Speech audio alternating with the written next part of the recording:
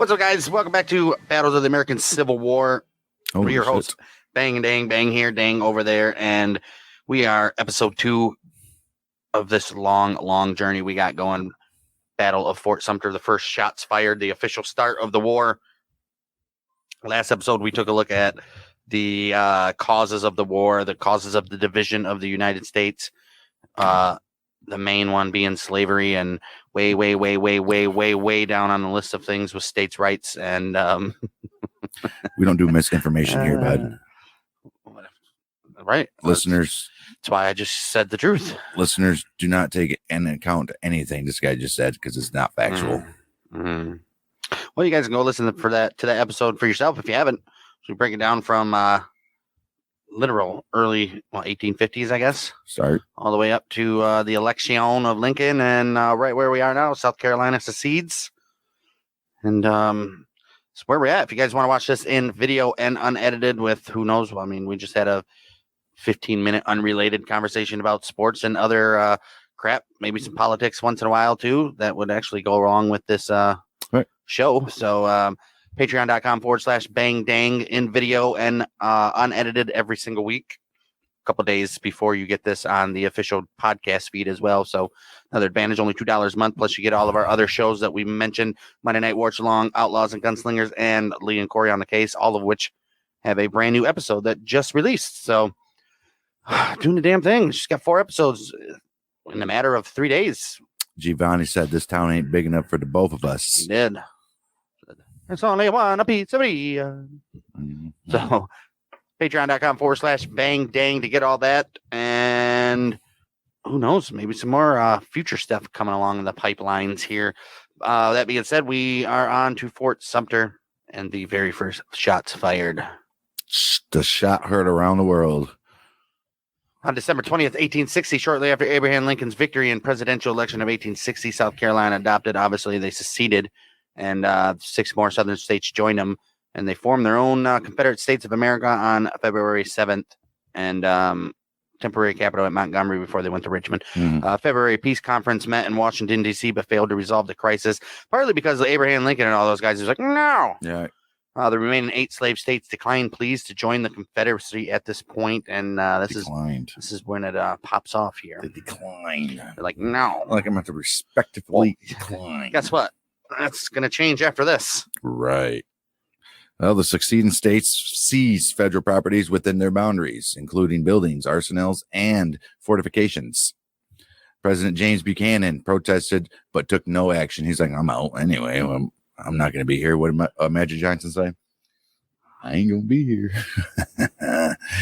He said, I'm gone. Well, Buchanan was concerned that an overaction could cause the remaining slave states to leave the Union. Be like, if we do anything now, the rest are just going to row.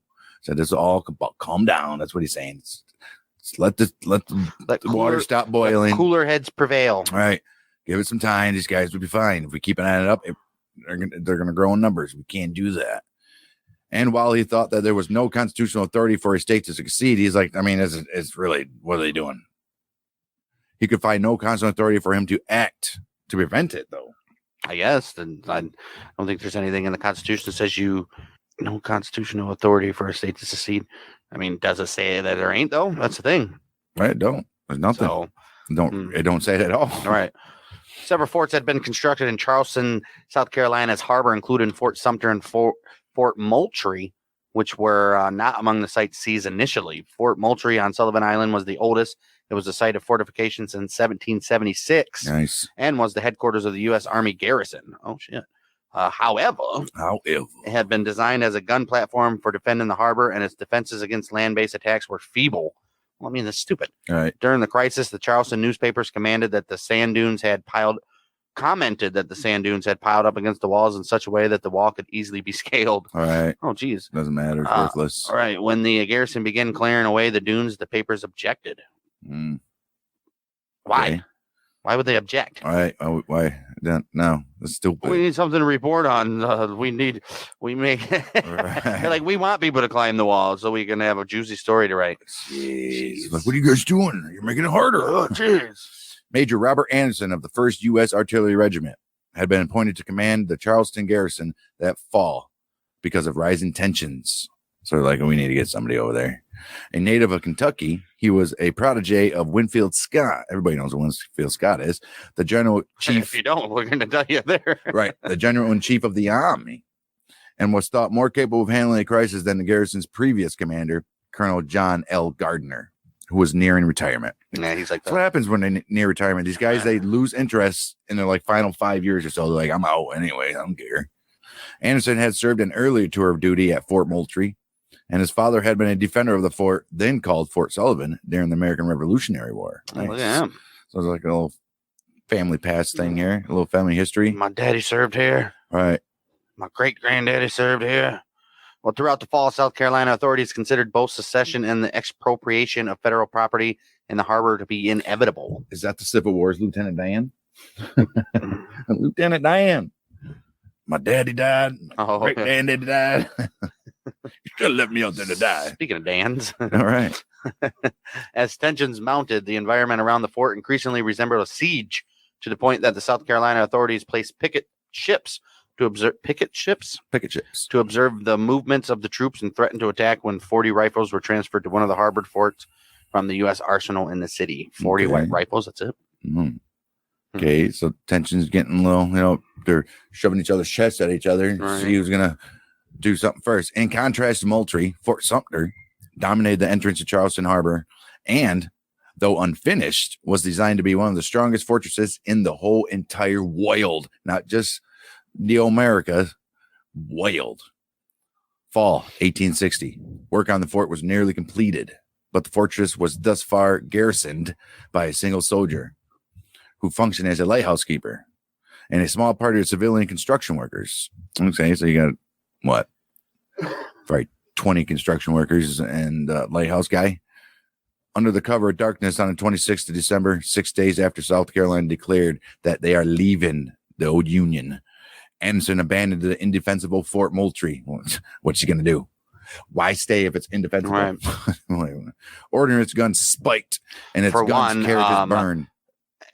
It's a good sea defense, but obviously they're going to be coming from the land first anyway, so right, kind of has no purpose. Right. Ordering its guns spiked and its gun carriages burned, and surreptitiously relocated his command by small boats to Sumter. So basically, Moultrie is now gone. Nothing.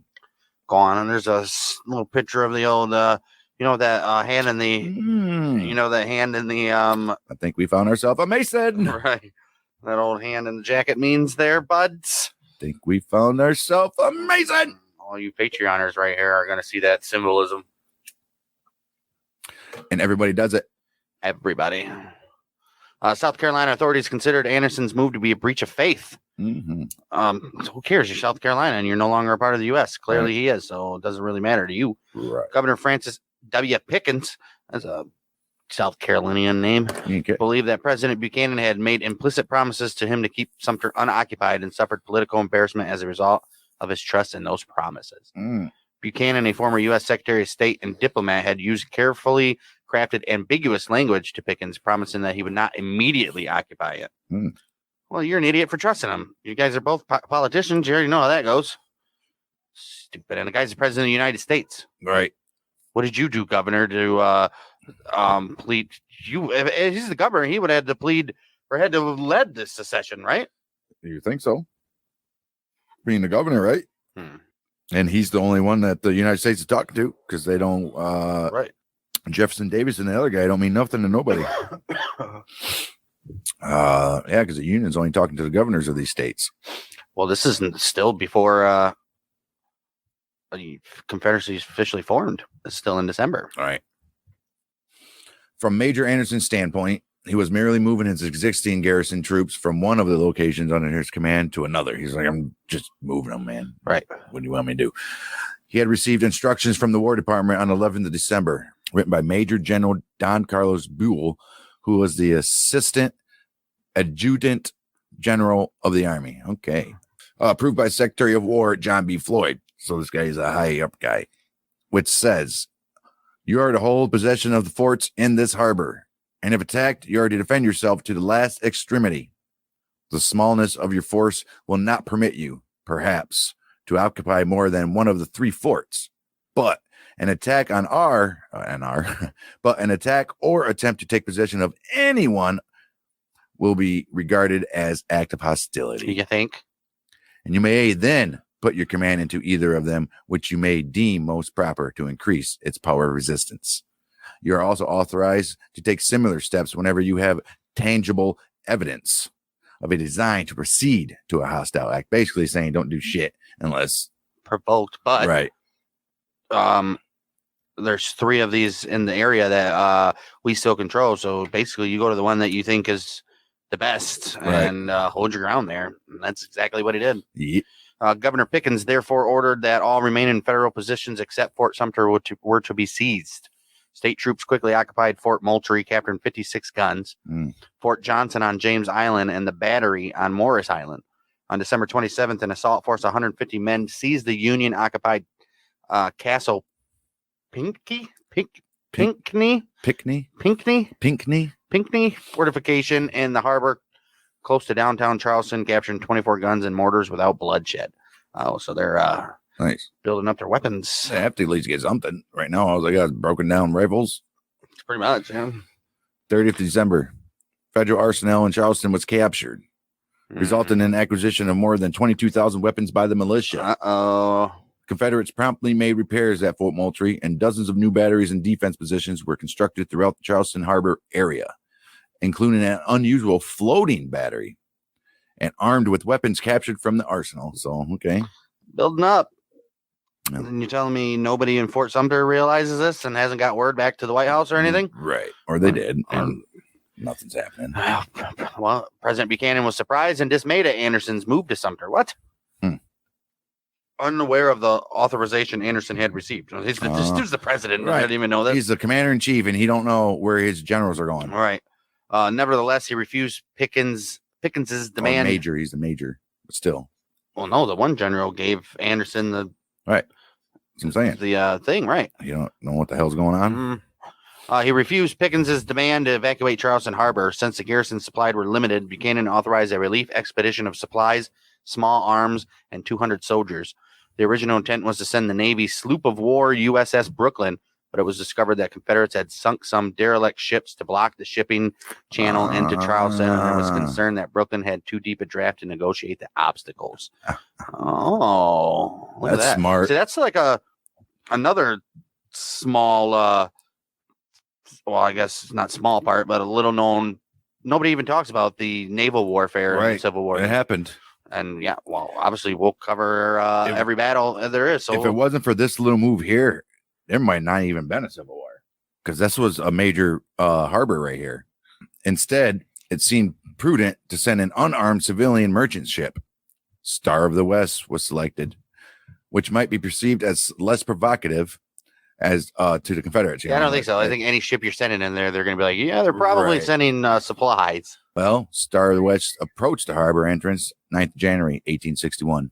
It was fired upon by a battery on Morris Island. Instantly, like, nope, we got a list right here, buddy. You ain't on it. Which was staffed by cadets from the Citadel. They always get whooped down by Alabama every year. It's like a warm-up game. Kick their ass, get some confidence. Among them, William Stewart Simpkins, who were the only trained artillerymen in the service of South Carolina at the time. Wow. Batteries from Fort Moultrie joined in, and the Star of the West was forced to withdraw. They're like, we can't go any closer. We're unarmed. Major Anderson prepared his guns at Sumter when he heard the Confederate fire, but the secrecy of the operation had kept him unaware that a relief expedition was in progress, and he chose not to start a general engagement. Oh, yeah. Well, he didn't even know that they were coming to deliver stuff, so they didn't even know that they were firing on anything like that. Right. Or else he might even open fire earlier than expected. Very possible. In a letter delivered January 31st, 1861, Governor Pickens demanded of President Buchanan that he surrender Fort Sumter because quote unquote, I regard that possession is not consistent with the dignity or safety of the South or the state of South Carolina. Right. There's no way that I can allow you to hold this when we're not even with you. Right. You're in our territory, dude. We broke up, Union. Get over it, man. Right. I'm not coming back. It'll make me get a personal protective order, buddy. Conditions at the fort were difficult during the winter of 1860 to 61. Rations were short and fuel for heat was limited. The garrison scrambled to complete the defenses as best they could. Fort Sumter was designed to mount 135 guns, operated by 650 officers and men. But construction had been met with numerous delays for decades, and budget cuts had left it with only about 90% finished by early 1861. Anderson's garrison consisted of just 85 men, primarily made up of two small artillery companies, Company E, 1st U.S. Artillery, commanded by Captain Abner Doubleday. That's a hell of a name. Nice. And Company H, commanded by Captain Truman Seymour. Dude, these are straight up 1800 names. Love it. Seymour. Love it. Truman Seymour. Love it. So they're well understaffed. Why do these guys be so incompetent? I don't understand. Like, it's supposed to be Fort Sumter, the best and strongest fort in the world. Right. And their budget cuts are like, yeah, we don't need to do anything with it. Wait, we should finish the fort. Nah, we're good. We'll wait on that. Nobody's going to attack us. Who's going to attack us? South Carolina? Right. Britain, we already kicked their ass twice. Oh, jeez. There were 6 other officers present. Surgeon. There's a surgeon? I guess so. Oh, well, I guess he would be the medic. Right. So he would be an officer. Surgeon Samuel W. Crawford, First Lieutenant Theodore Talbot of Company H, First Lieutenant Jefferson C. Davis. Different Jefferson Davis. Right. Of the 1st U.S. Artillery, and Second Lieutenant Norman J. Hall of Company H. Captain John G. Foster and First Lieutenant George W. Snyder of the Corps of Engineers were responsible for the construction of the Charleston forts. Corps. Right. Corps. Yeah, the corpse. From the corpse. The corpse. Navy Corps. Corpses of engineers. Right. But they reported to their headquarters in Washington, not directly to Anderson, though. I'm like, man, you ain't my boss. Right. What the hell's the point of that? Right. The remaining he's not even the leader then. Like, right. What is he there for? The remaining personnel were 68 uncommissioned officers and privates, 8 musicians, and 43 non-combatant workmen. Oh, geez. Well, those non-commissioned officers better have got up and did something. And those 43 guys are like, well, I didn't come here to fight. Right. I just work. Hey, man, all I know how to do is slap bricks together, bud. It's like, I'm just here to get paid, boss. Right. So I don't get fined. By April, the Union troops had positioned 60 guns, but they had insufficient men to operate them all. The fort consisted of 3 levels of enclosed gun positions or casemates. The second level of casemates was unoccupied. The majority of the guns were on the first level of casemates, on the upper level, and on the center parade field. Okay. Unfortunately for the defenders, the original mission of the fort, harbor defense, meant that it was designed so that the guns were primarily aimed at the Atlantic. That's why it's a fort, right on the middle of the damn water, right? With little capability of protecting from artillery fire from the surrounding land or from infantry conducting an amphibious. Why would it be? Why would they? It's not like they thought that they were going to have a damn civil war when it was being built 20 years ago. They're like, should we do anything for the land? They're like, no, because we're going to stop them from getting to the land over here. It's the whole point, right? And then we'll have guys on land to help. Well, who knew that the guys on land would be the ones firing? Yeah, that's that old chair in the back of your partner. Right. And it's like, well, who would have thought? Who would have thunk? March, right? March, yeah. Yep. In March, Brigade General P.G.T. Beauregard took command of South Carolina forces in Charleston. March 1st, President Jefferson Davis had appointed him the first general officer in the armed forces of the new Confederacy. Wow. Damn. Everybody thought it was old Mr. Lee, which is still trying to get him. Contract talks with the agents. Negotiations are ongoing. Right. Specifically to take command of the siege. So they just wanted this guy. He's like, we just need you to start things off, man. Right. You know how to do that. Beauregard made repeated demands that the Union force either surrender or withdraw, and took steps to ensure that no supplies from the city were available to the defenders, whose food was running low.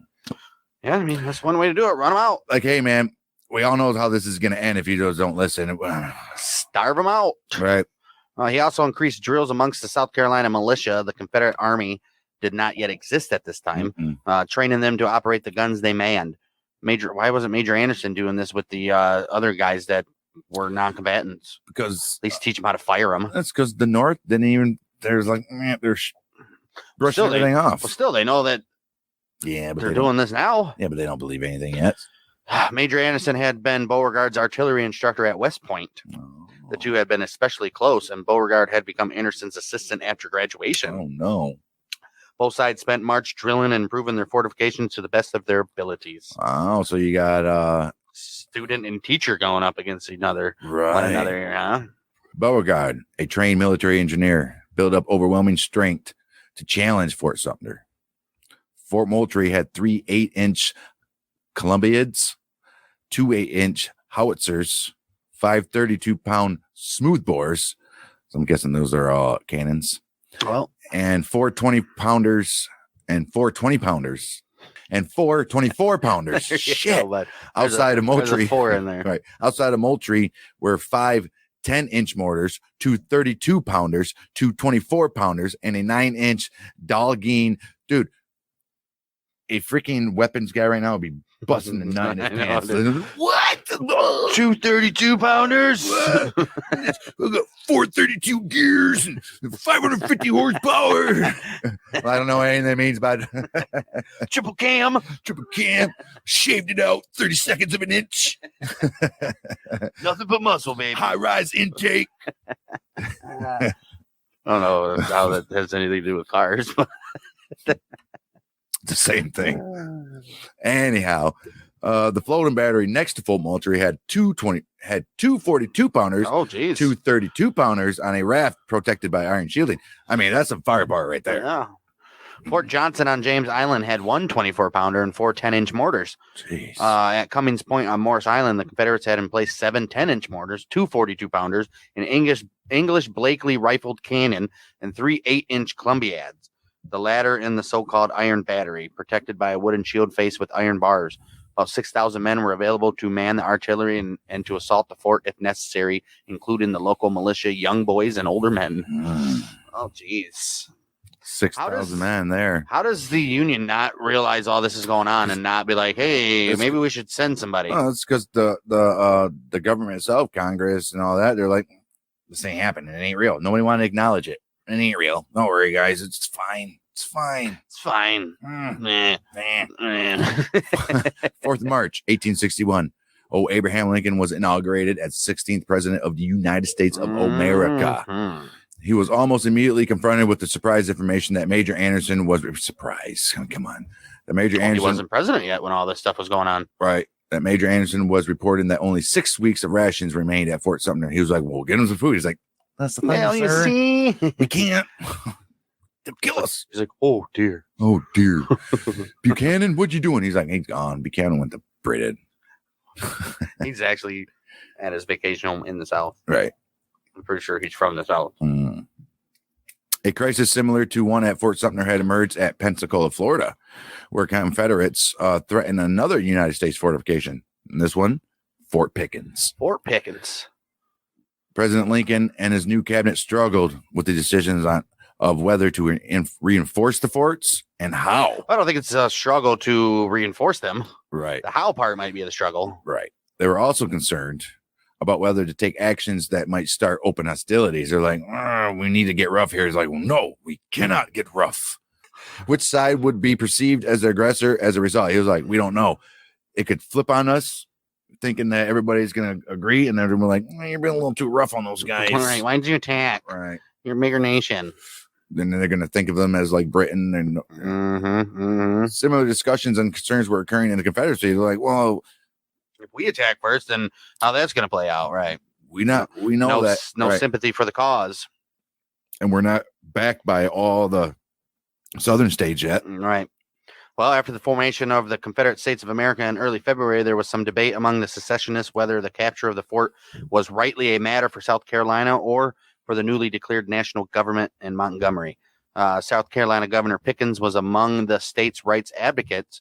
Wait, so this Pickens guy's got a fort named after him in Florida? I guess. Or is it named after somebody in his Probably family? Something different, right? He was among the state's rights advocates who thought that all property in Charleston Harbor had reverted to South Carolina upon the state's secession as an independent commonwealth. I mean, which is this debate ran alongside another discussion about how aggressively the installations, including Fort Sumter and Pickens, should be obtained. Well, if you're planning on leaving a country and you want to take everything that country has there and make it your own, Well, you have to everything in your supposed territory, right? In your state. So anything within your state is now yours, nobody else's, and you are gonna fight aggressively to keep it. You have to, or in this case, take it. well, then when they come and try to take it back, you'd be like, "Nah, I'm sorry, bud." Rightfully. Rightfully, I don't know about Sumter though. Sumter's in the middle of the damn bay. Whose is it really? right? You can't own water unless that's their line. They say, "Hey, I mean, you can, because clearly, international." Michigan owns half of all the Great Lakes that it borders. Right. Stupid. Water. You can't own water. Why? If you can own land, you can own water. If you can dodge a wrench, you can dodge a ball. Confederate President Jefferson Davis, like his counterpart in Washington, preferred that his side not be seen as the aggressor. Like, we're going to wait. Both sides believed that the first side to use force would lose precious political support in the border states, whose allegiance was undetermined. Nobody knew yet. There's a mixture of both. Before Lincoln's inauguration on the 4th of March, 5 states had voted against secession, including Virginia. That's interesting, guys. And Abraham Lincoln openly offered to evacuate Fort Sumter if it would guarantee Virginia's loyalty. When asked about that offer, Abraham Lincoln commented, "A state for a fort is no bad business." I mean, right? You want a whole state? You want a fort? You want to go to jail? You want to go home? Right. Window or stairs. The South sent delegations to Washington, D.C. and offered to pay for the federal properties and enter into a peace treaty with the United States. Why didn't this happen? Lincoln rejected any negotiations because he said, they're not really a country, Right. so I'm not going to debate or This ain't real open still, anything." guys. This ain't real. We're going to go along with you until, Right. Well, however, Secretary of State William Seward, and this guy's a worm, you guys are going to see, heard that guy before, who wished to give up Sumter for political reasons as a gesture of goodwill and engage in unauthorized and indirect negotiations that failed as well. Yeah, this guy thought he was whoa. Well, we'd established in the first episode that even though he was only Secretary of State, he felt like he was the quote-unquote prime minister. I'm the guy. Right. The dude at the White House has no clue. He's just there. Listen what I got to say. We'll call him Abraham Biden. Right.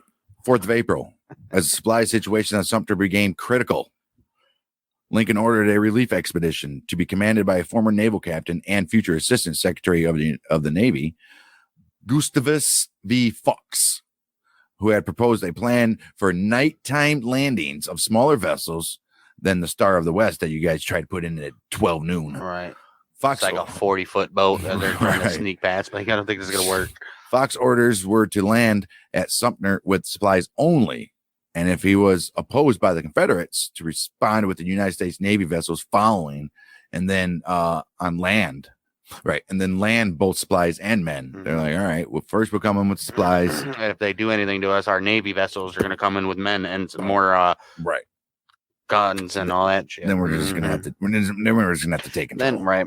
Well, this time, Major Anderson was informed of the impending expedition, although the arrival date was not revealed to him. Why? I don't understand, dude, that you put the burden of protecting this fort and you're not even giving him information of what could possibly be pretty important. Like, just to let you know, we're going to be doing something like this, but I just can't tell you. I just can't tell you when. Right. Just like expect a surprise. it. Just expect it every day. On April 6th, Lincoln notified Governor Pickens that an attempt will be made to supply Fort Sumter with provisions only, and that if such attempt be not resisted, no effort to throw in men, arms, or ammunition will be made without further notice, except in the case of an attack on the fort. On the fort, right. So they're saying, dude, just let us go and give these guys food. They need to eat. Nope. We're not going to bring in men, guns, ammunition, nothing, unless you attack the fort. Then, I mean...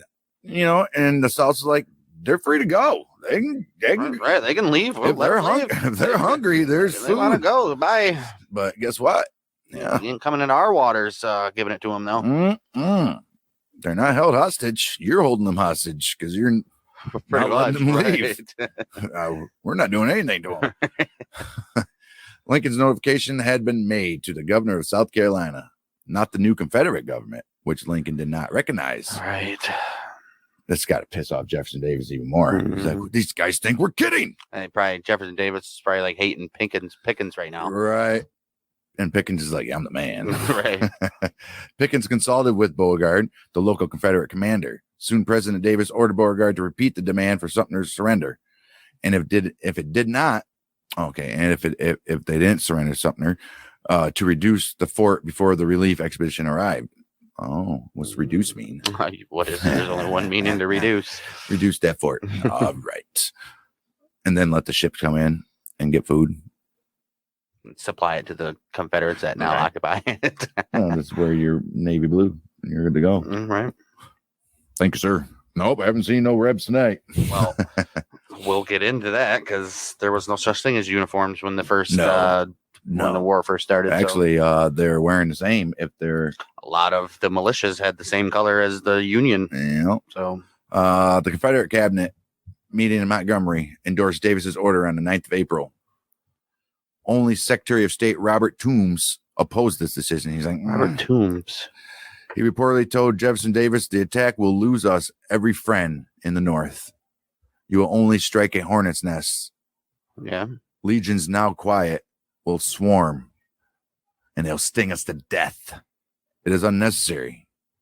It put us in a wrong, it puts us in the wrong. And he says, worst of all, it's fatal. Robert Toombs. What else did he do? I know that name from something. Toombs. It wasn't him. It was somebody else. Yeah. Was there a general or somebody that was a Toombs? It's very possible. Guess we'll see. Beauregard dispatched aides Colonel James Chestnut, Colonel James A. Chisholm, and Captain Stephen D. Lee to Fort Sumter on April 11th to issue the ultimatum. Anderson refused, although he reportedly commented, I shall await the first shot, and if you do not batter us to pieces, we shall be starved out in a few days. Anyway. I mean, right. Why would you even say that? They knew already, right, I guess. Yeah. But the aides returned to Charleston and reported this comment to Beauregard. Well, at 1 a.m. on April 12th, the aides brought Anderson a message from Beauregard. If you will state the time at which you will evacuate Fort Sumter and agree in the meantime that you will not use your guns against us unless ours shall be employed against Fort Sumter, we will abstain from opening fire upon you. Just let you go, bud. Bye. Get out of here peacefully. We'll just go right in, and then you guys go get your food. Or you can throw on this coat right here, and you can stay where you're at, and I'll give you food. That's true, too. Yeah. You guys want to switch allegiance here? Right. And they're like, well, I can't do that. After consulting with his senior officers, Major Anderson replied that he would evacuate Sumter by noon, April 15th, unless he received new orders from his government or additional supplies.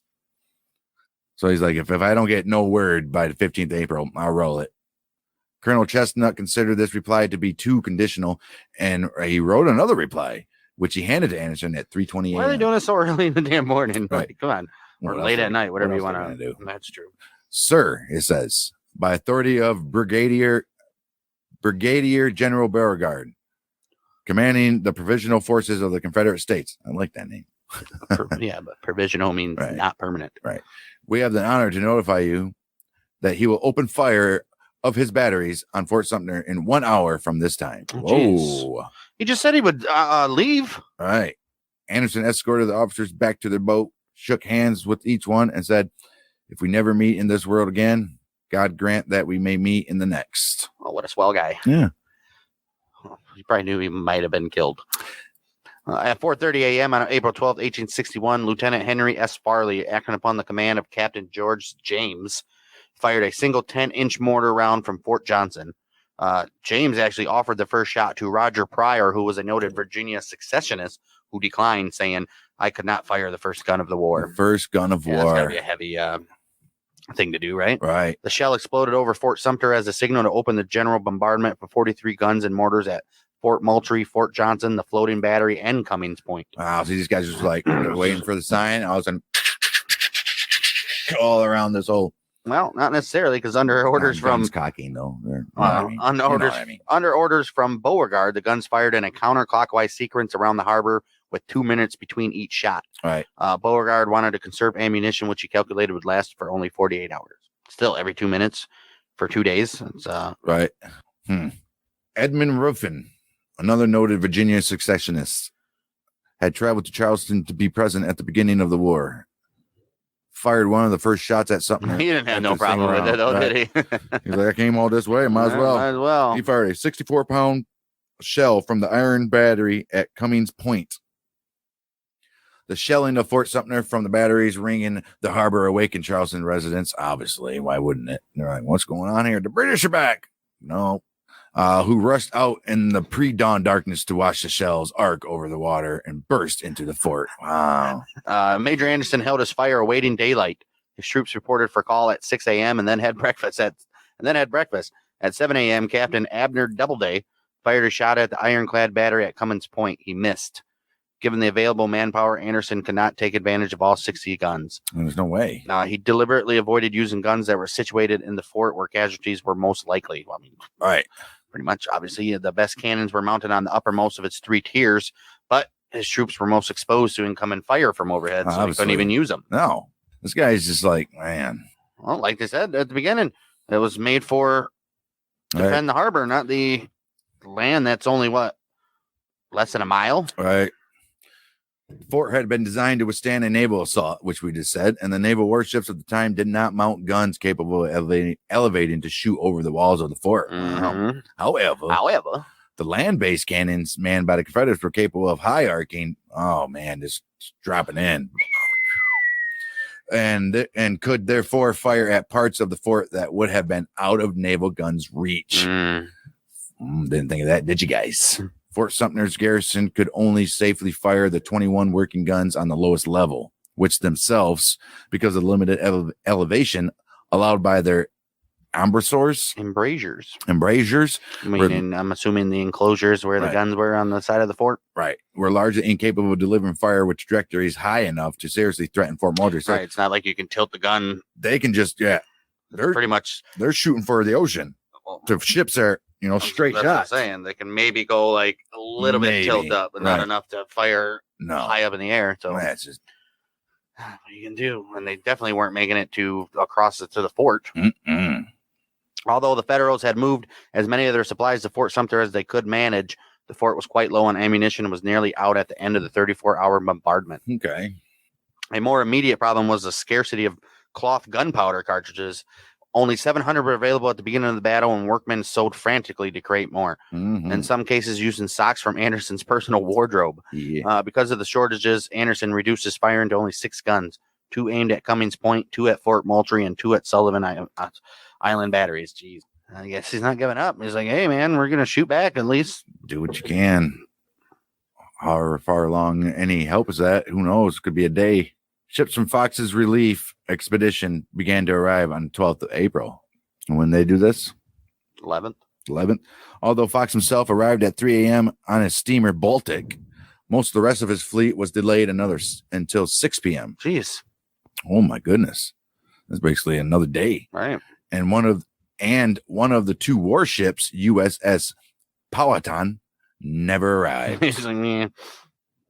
Unbeknownst to Fox, it had been ordered to the relief for Fort Pickens. So he's going to Fort Pickens instead. He's like, I'm just going to keep on going, man. Oh, well, I don't know really the timeline as of accurately, but I'm betting you Fort Pickens is right around the corner. Yeah. As landing craft were sent toward the fort with supplies, the artillery fire deterred them. They pulled back. We can't do it. Sorry, guys. Fox decided to wait until after dark and the arrival of his warships. The next day, heavy seas made it difficult to load the small boats with men. It just wasn't working out. Fox was left with that hope that Anderson and his men could hold out until dark on the 13th. Like, they're just going to have to hold on another day. Yeah, another day, man.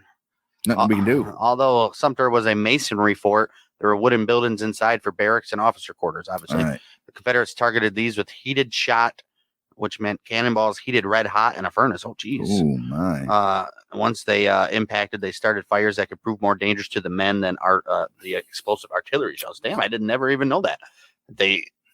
That's wicked, dude. It's like lighting an arrow on fire and shooting it on a house or something. You ain't kidding. Jeez. Wow. At 7 p.m. on April 12th, a rain shower extinguished the flames, and at the same time, the Union gunners stopped firing for the night. They slept fitfully, concerned about a potential infantry assault. Yeah, arrived by boat by now. During the darkness, the Confederates reduced their fire to 4 shots. They're still firing all throughout the night while the soldiers are just sleeping. 4 shots each hour. The following morning, the full bombardment resumed, and the Confederates continued firing hot shot against the wooden buildings. Wow. Jeez. What do you kind of some kind of hot shot? I mean, these guys are just Hey, this is what we're doing, man. We're just going to nonstop pelt you. Every 2 minutes, Right. Every 2 minutes, you're gonna get something shot at you. So at least you know you got 2 minutes in between. Like, Right. take a piss real quick or something. I'm going to go take a pee real quick. Hurry up. Intermission. You guys got 2 minute smoke breaks. Oh, really? What are they doing anyways? After Right. 2 minutes, they're just hiding.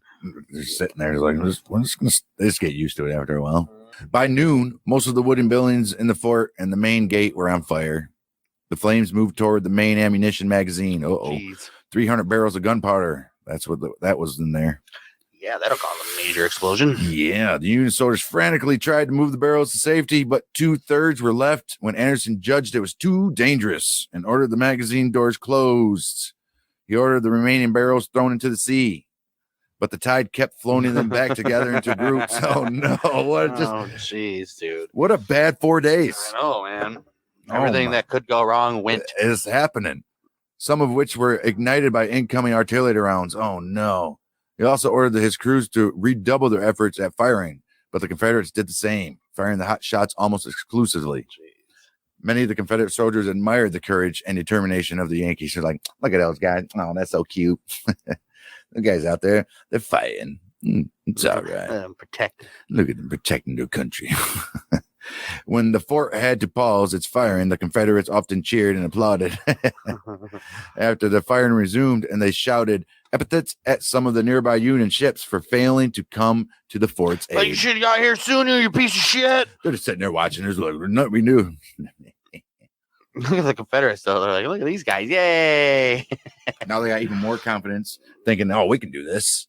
The Fort Central flagpole was knocked down at 1 p.m. on April 13th, raising doubts among the Confederates about whether the fort was ready to surrender. Uh-oh, was it ready? Colonel Louis Wigfall, a former U.S. Senator, had been observing the battle and decided that this indicated the fort had had enough punishment. All right.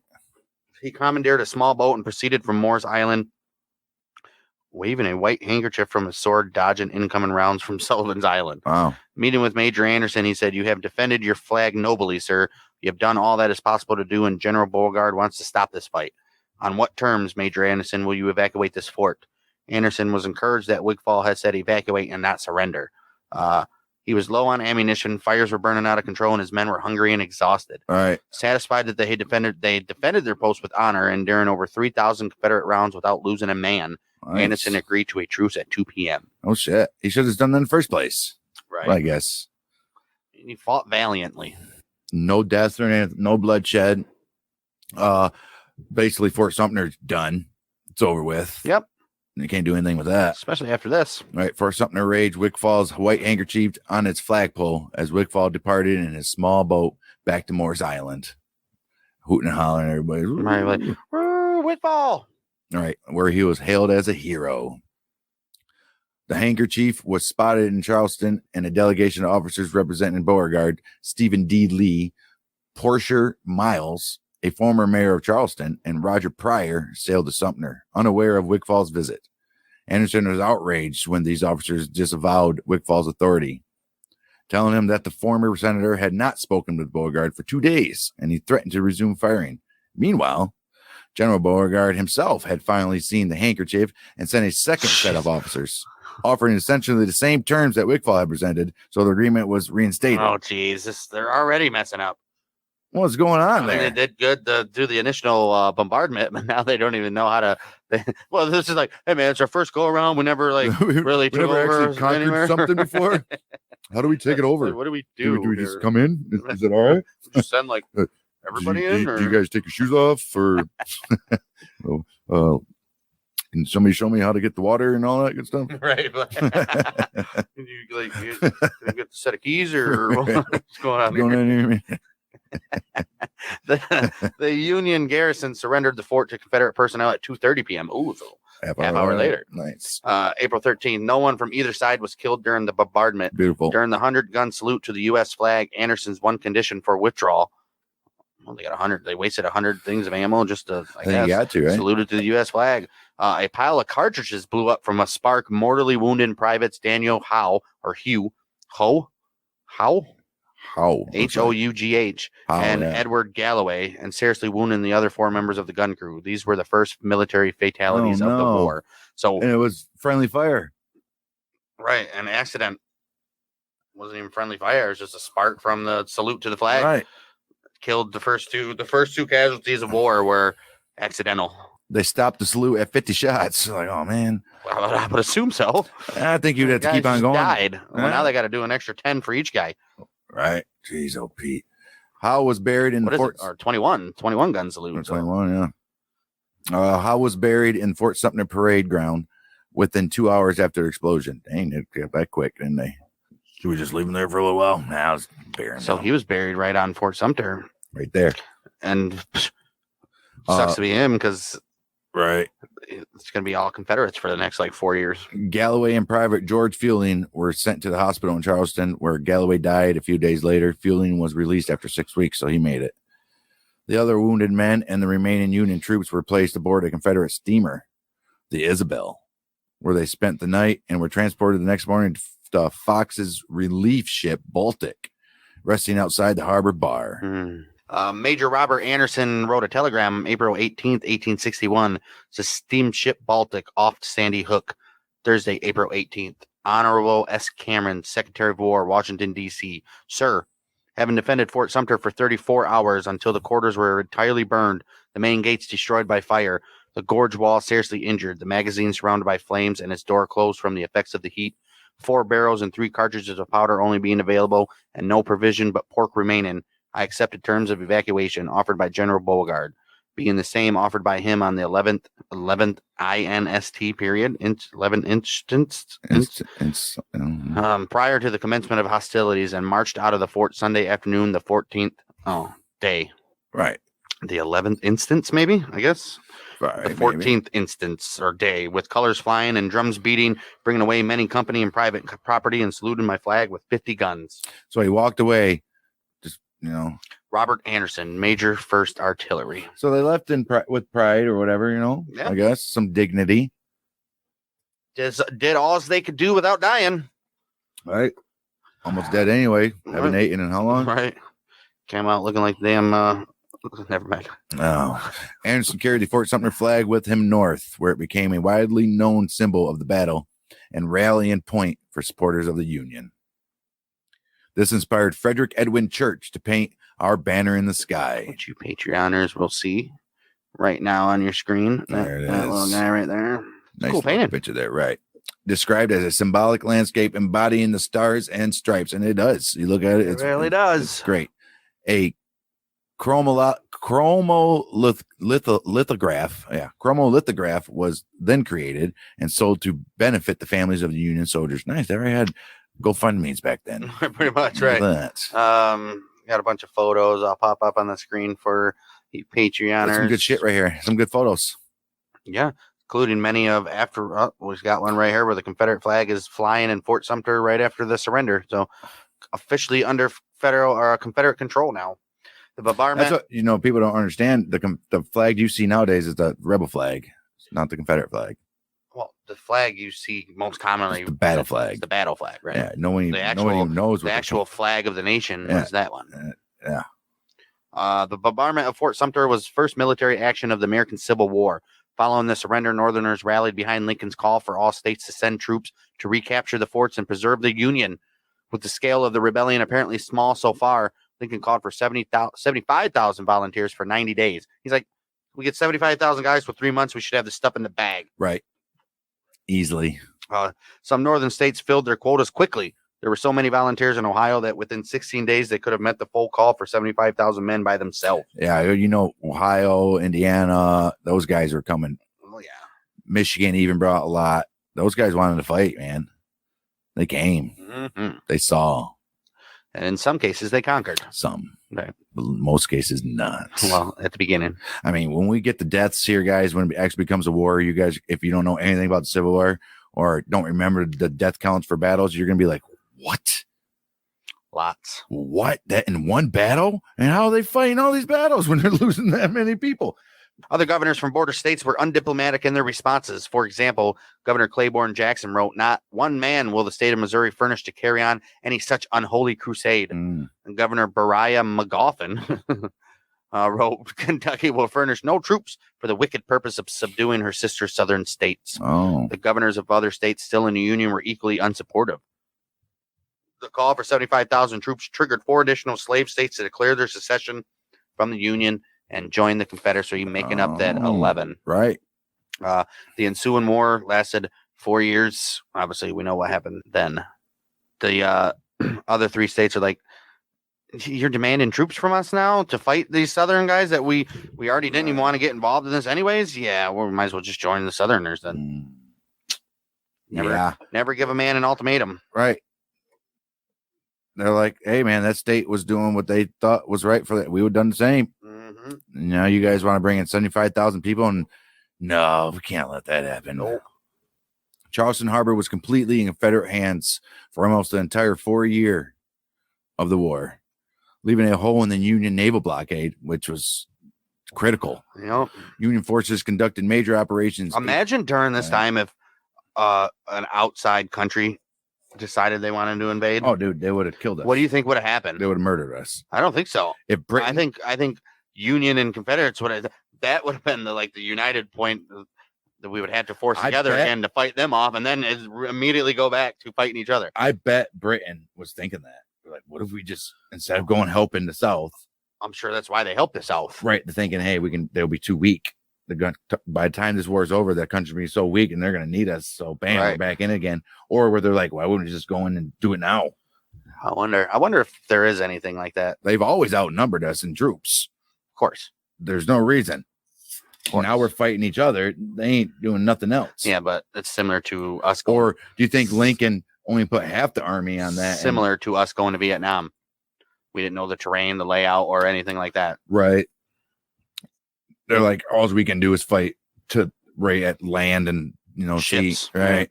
Yeah. Nothing else we can do there. So they got the British got murdered in land battles, dude. Right. And they're thinking, hey, let's help out the South. Send, I don't know, a couple thousand of our troops there.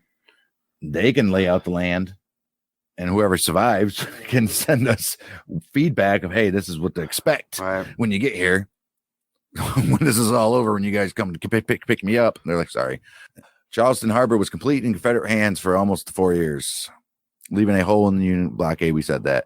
Union forces conducted major operations 1862 and 1863 to capture Charleston. We'll get them. We'll get to them. Right. First overland on James Island, which is called the Battle of Secessionville. They named a whole damn town after the secession. That was in June of 1862. Then by naval assault against Fort Sumter, which is the Battle of Charleston Harbor in I'm April assuming the naval 63. assault didn't go too well, since we already established how good Fort Sumter was to be against naval assaults. Right. You can't do naval. They shouldn't even mess with naval stuff. Right. Then by seizing the Confederate artillery positions on Morris Island, beginning with the second battle of Fort Wagner. Everybody knows Fort Wagner. July 1863, and followed by a siege until September. After pounding Sumter to rubble with artillery fire, a final ambitious operation attempted to occupy it. The second battle of Fort Sumter. Amphibious. Right. Which means by water. Not ambitious. Right. It was probably ambitious. It was an ambitious amphibious operation. Right. It's called the second battle of Fort Sumter, which happened in September 1863. Which was repulsed, and no further attempts were made. Like, we can't get it. It pounded it to rubble and still didn't even take over the damn thing. No. Oh. The Confederates evacuated Fort Sumter in Charleston in February 1865 as Union Major General William T. Sherman outflanked the city in the Carolinas campaign. On April 14th, 1865, 4 years to the day after lowering the Fort Sumter flag and surrender, Robert Anderson, by then a major general, and retired, returned to the ruined fort to raise the flag he had lowered in 1861. Wow. So sweet. Isn't that nice? 2 of the cannons used at Fort Sumter were later presented to LSU, which is Louisiana State University. Why Louisiana? By General William Tecumseh Sherman, who was president of the university before the war. Okay. General Sherman.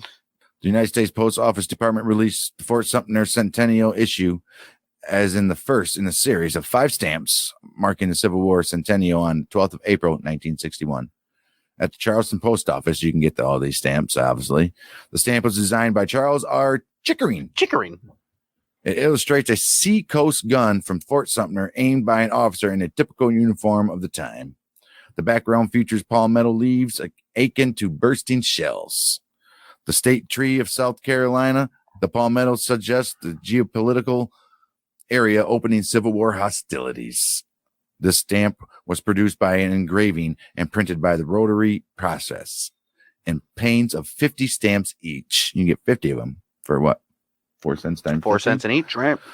Good price. The Postal Department authorized an initial printing of 120 million stamps after that. They're like, this shit's flying off the shelf. Gotta do it.